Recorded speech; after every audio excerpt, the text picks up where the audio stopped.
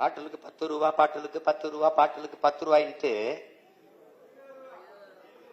அதிகாரத்துக்கு வந்தானே பாட்டிலுக்கு 10 ரூபா அப்படிலாம் கிடையாது.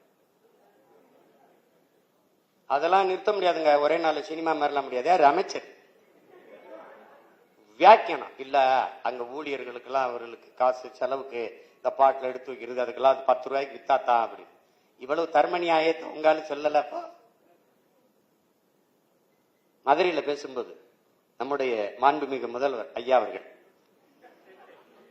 இந்த மீனவர்கள் இதற்காக நீங்கள் மோடிஜி நீங்கள் கச்சத்தீவை மீட்டு கொடுத்திருந்தா அது போதும்.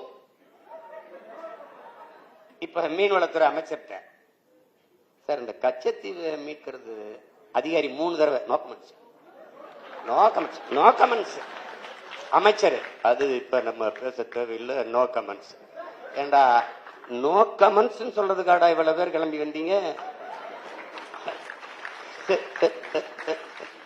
அவன் அந்த அமைச்சர் பெருமகன், நாங்க தூத்துக்குடிய ஒரு போர்ட்ஸ் நகரமாக, துறைமுக நகரமாக, அதான் எங்க தலைவருடைய.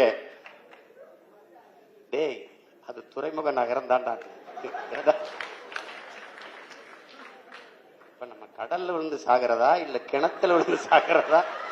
இங்க எந்த பக்கம் போறது, எங்க பார்த்தாலும் முட்டிச்சந்து மூத்திரச்சந்தாரு. கருமம்.